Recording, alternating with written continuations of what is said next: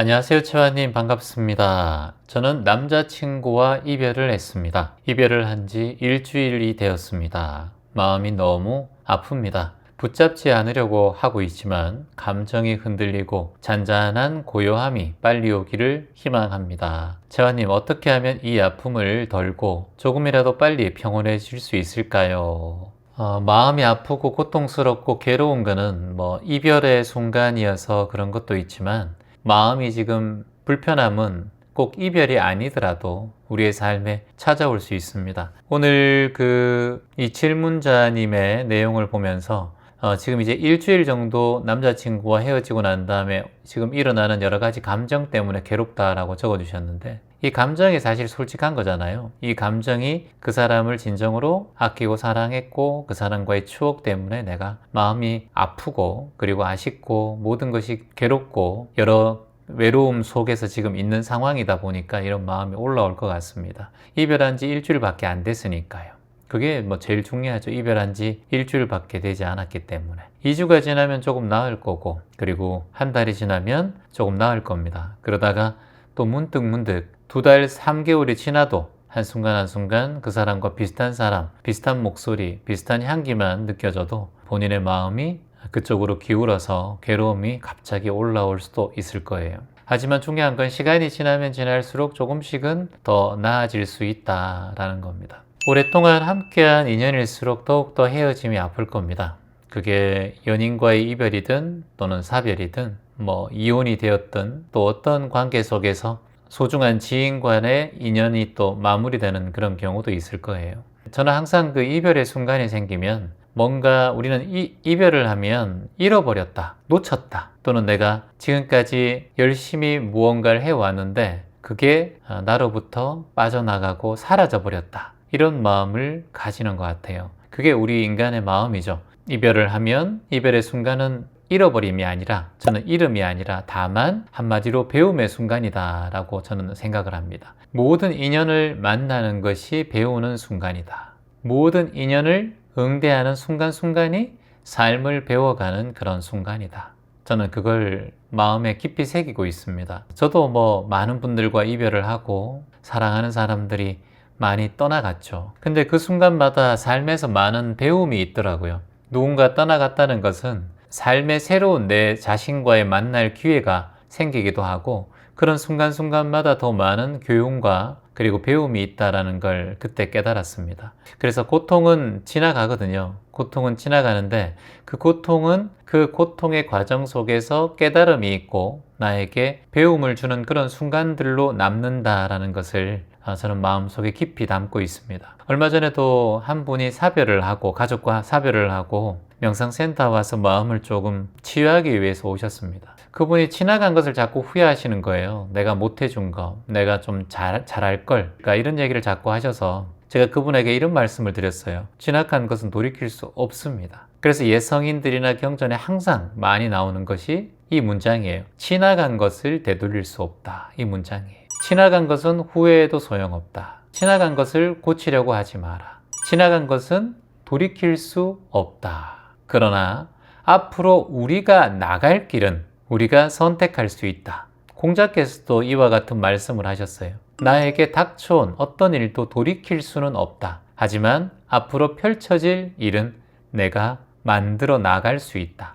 창조할 수 있다. 이 말씀을 하셨잖아요. 그래서 지금 돌아가신 분 또는 이별한 분들을 다시 내가 되돌릴 수는 없다는 게 자명한 사실이라면 그 과정을 통해서 나는 큰 배움을 만나겠구나, 또 한번 크게 배우겠구나 라고 본인에게 응원해주고 본인을 챙겨주시기를 희망합니다. 그래서 이별의 감정, 지금 이별한 지 일주일 됐는데 보통 이별한 지 일주일 되면 자신의 감정을 자꾸 억지로 밀어내고 또는 잊어버리려고 애써요. 가장 유의해야 될 건 그 존재를 잊어버리려고 애쓰지 마라. 이별한 그 존재를 지우려고 애쓰지 마라. 그 존재를 빠르게 잊어버리려고 애쓰면 애쓸수록 그 존재는 내 삶에 더욱더 기억되고 더욱더 오랫동안 남을 수 있다. 그게 우리 무의식과 기억의 작용이니까. 그러니까 우리 공부하는 사람들은 밀어내려고 하고 치우려고 하고 억지로 사라지게 하려고 하는 마음은 절대 주의해야 된다. 그건 오히려 내 마음의 의식에 더 깊이 새기는 것이다. 그럼 어떻게 해야 됩니까, 재환님? 따라합니다. 감정을 있는 그대로 받아들이라. 감정을 있는 그대로 받아들이라. 그 앞에 첫 번째는 뭐였습니까? 잊으려고 애쓰지 말라. 두 번째는 감정을 있는 그대로 받아들이라. 셋째, 그러려니 하고 그냥 흘러가라. 이건 누가 이별하고 사별해서가 아니라 우리의 삶 속에 너무나 중요한 세 가지 포인트라고 할 수 있습니다. 저번에도 한 분이 저한테 질문하셨는데 이별 후에 그 사람이 다시 연락 오지 않을까 계속해서 휴대폰만 바라보고 연락 오지 않을 걸 알지만 계속해서 기대하고 또 기대하고 있는 제 모습이 너무나 힘듭니다. 이별 후에 어떻게 마음가짐을 가져야 그런 마음이 올라오지 않을까요? 많은 사람들이 이별 후에 상대가 돌아오기를 바라고 그것에 대한 아쉬움과 갈증난 애착이 있어요. 그러나 중요한 것은 돌아올 그 사람이 중요한 것이 아니라 누가 중요하다? 바로 나 자신. 그 사람은 올 수도 있고 안 올 수도 있고 또 왔다가 갈 수도 있고 또 올 수도 있어요. 근데 거기에 누군가의 존재를 통해서 자꾸 움직이고 왔다 갔다 하는 마음이 본인이라는 거예요. 그게 바로 나 자신이라는 거예요. 그러니까 나 자신의 중심이 없으면 항상 갈 사람, 올 사람, 잠시 머물 사람에 내가 발목을 잡히는 거랑 똑같아요. 머슴처럼 사는 거랑 똑같다라는 거예요.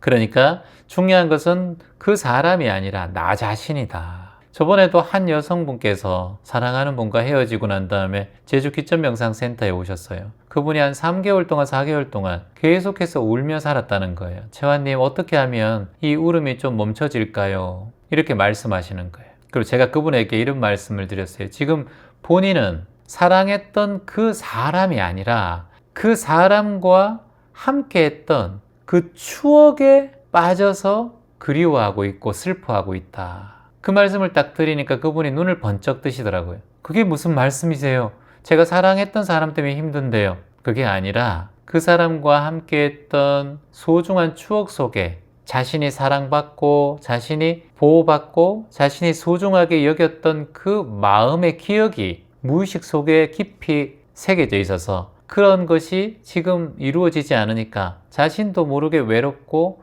더욱더 갈증난 애착이 일어나고 있다. 그래, 그걸 착각하지 마라. 본인이 그 사람 때문이 아니라 그 사람과 함께 했던 수없이 많은 추억 속에서 본인이 사랑받고 예쁨 받았던 그 기억이 본인을 힘들게 하는 것이다. 이 사람이 아니라 또 다른 인연을 만나면 그런 사람과 사랑을 받는 그런 상황이 되면 이 사람은 또 잊혀지게 되어 있다. 그러니까 사람에 대한 관점을 좀 내려놔라. 지금 그 사람에 집중하지 말고 그 사람과 함께 했던 추억을 그리워하고 있는 나 자신을 알아차려라. 이렇게 말씀드렸어요. 그러니까 그분께서 자신의 삶을 다시 가꾸어 나가고 결국은 거기에서 더 빠르게 회복할 수 있었다라고 저에게 회신을 주셨습니다. 우리가 힘들고 어려운 그런 상황이 오는 것을 인생의 태풍 또는 인생의 강한 바람이 분다 이렇게 얘기합니다. 단단한 나무들은 비바람에 그대로 부러질 수가 있어요. 한라산을 걷다 보면 큰 나무가, 두께가 이런 나무가 그대로 뿌리채 넘어져 있는 경우를 자주 봅니다. 그런데 중요한 건 대나무는 그렇게 부러져 있는 나무를 본 적이 없어요. 저는 어제도 제가 부산 기장이라는 곳을 잠시 갔다 왔는데 기장에 가니까 기념관이 있더군요. 박태준 기념관이라는 그곳에 가니까 옆에 보니까 대나무가 아주 굵은 대나무가 잘 있더라고요. 대나무는 부러진 나무가 하나도 없어요. 너무나 꼿꼿하게 잘 자라 있어요. 근데 조금이나마 산에 가보면 굵고 그리고 튼튼한 나무들이 부러져 있고 뿌리채 뽑혀 있는 걸 너무나 자주 볼 수 있습니다. 이게 무엇입니까, 여러분? 단단한 나무는 쉽게 부러집니다. 대나무는 바람에 따라서 유연하게 휘어지고 결국 다시 제자리로 되돌아오기 때문입니다. 이게 마음의 탄력성이라는 거예요.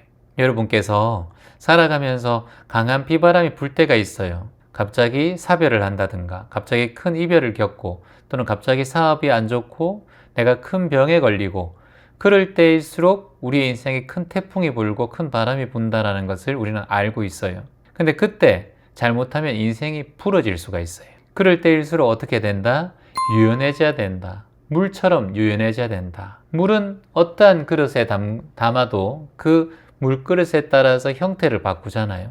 유유자적하게 여여하게 어떠한 상황에도 부드럽게 이겨나가시고 스스로를 깨어있는 마음으로 지켜보고 알아차리면서 흘러가셔야 돼요. 그러지 않으면 잘못하면 인생의 삶 속의 고통에서 풀어질 수가 있습니다. 그래서 이별의 고통이 크면 클수록 더 유연하게 받아들여야겠다라고 마음을 내셔야 됩니다. 자, 따라해 봅니다. 나는 어떠한 상황에도 모든 상황을 유연하게 받아들인다. 시간이 지나면 다시 중심을 찾는다. 경전에도 지금의 슬픔은 결국 변하고 지나간다라고 하셨어요. 지금의 슬픔은 결국 변하고 지나간다. 이 마음을 우리가 꼭 기억했으면 좋겠습니다. 제가 조금 전에 말씀드린 솔루션 이외에도 한 3가지를 드린다면 하루에 한 10분에서 20분 정도 걸으세요. 아무리 바쁘더라도. 저도 오늘 지금 2시간 정도 걷고 왔거든요. 산행을 하고 왔거든요. 걷고 걸을수록, 특히나 자연 속에서 걸을수록 마음이 많이 치유가 될 겁니다. 첫 번째는 걷기예요. 두 번째는 감정일기 쓰기. 제가 자주 말씀드리는 거. 쓰면 쓸수록, 필사하면 필사할수록 자신의 감정이 주인이 될 확률이 높습니다. 솔직하게 쓰는 거예요. 그리고 3번째가 중요한데 좀 다른 솔루션이에요. 핸드폰을 멀리하기. 그러니까 남자친구한테 전화가 또 오지 않을까, 충동적으로 전화하고 싶은 마음, 이런 마음들이 자꾸 들죠. 왜냐하면 연애할 때 가장 많이 만지작했던 게 뭔가요? 휴대폰입니다. 그 사람과 갔던 커피숍, 그 사람과 갔던 음식점, 그 사람과 같이 봤던 영화, 이 모든 게 본인에게는 외로움의 시작이죠. 근데 가장 그 중에 많이 그 사람과 공유했던 게 뭐다? 바로 휴대폰입니다. 그래서 휴대폰을 통해서 그 사람에게 전화하고 전화받고 카톡을 하고 문자를 보냈기 때문에 충동적으로 연락하고 싶은 마음이 올라오고, 휴대폰을 자꾸 볼 때마다 그 사람에 대한 그리움이 올라올 수 있습니다. 아직 일주일밖에 안 됐기 때문에. 그래서 휴대폰을 딱 보면 그때 심호흡을 3번 하세요. 그리고 휴대폰을 딱 내려놓으세요. 그걸 오늘부터 이 솔루션들을 하나씩 해 나가시기 바랍니다. 이별은 끝이 아니에요. 더 나은 나로 성장하기 위한 과정일 뿐입니다. 과거에 더 이상 집착하지 말고 현재를 받아들이고 시간이 해결해 줌을 기다리지 말고, 시간이 해결해 줄 거야 그렇게 생각하지 마요. 그건 어리석은 거예요. 물론 시간이 해결해 줘요. 진리는 그래요. 그런데 시간이 해결해 줄 동안에 가만히 있는 건 바보예요. 시간이 흐르는 동안 내가 나를 챙기고 수행하고 보듬어야 한다. 자, 확언 한번 해보겠습니다. 따라합니다. 나는 지금 아프지만 이 아픔은 지나간다. 나는 온전한 사랑을 받을 자격이 있다. 나는 사랑을 받을 자격이 있다.